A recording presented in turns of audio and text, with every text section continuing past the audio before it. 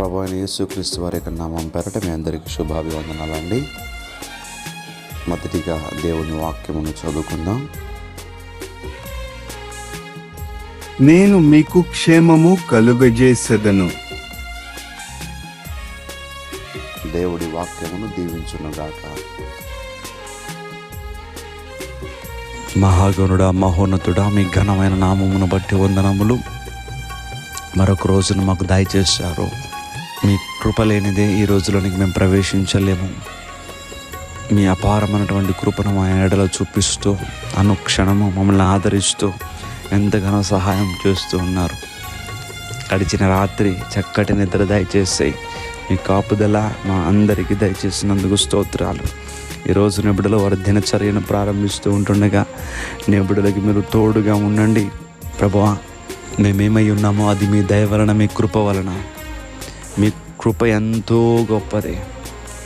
ఎన్నిక లేనటువంటి మమ్మల్ని ఎన్నుకున్నారు. అసలు మీ బిడ్డలను అనిపించుకునే అర్హత, యోగ్యత మాకు లేదయ్యా. తండ్రి అని పిలిచేటటువంటి ఆ అవకాశమును మాకు అనుగ్రహించారు. విలువ లేని, ఎన్నిక లేనటువంటి మమ్మల్ని ప్రేమించి మీ బిడ్డలం అనిపించుకునే భాగ్యము మాకు దయచేసినందుకు మీకే వందనాలు ప్రభువా. సమయంలో ఈ ప్రార్థనలోకి మించిన ప్రతి బిడ్డ వరకు ప్రార్థన చేస్తున్నాను. పేరు పేరున ప్రతి బిడ్డను మీరు దీవించండి, ఆశీర్వదించండి. ఈరోజంతా కూడా నీ బిడ్డలు సంతోషంగా ఉండాలి, ఆనందంగా ఉండాలి ప్రభువా. వారి ప్రతి అవసరమును తీర్చండి తండ్రి. నీ బిడ్డల ప్రయాణాలకు తోడుగా ఉండండి, వ్యాపారాలకు తోడుగా ఉండండి, ఉద్యోగములకు తోడుగా ఉండండి. అలాగే నీ విదేశాల్లో ఉన్నటువంటి బిడ్డల కొరకు ప్రార్థన చేస్తున్నాను.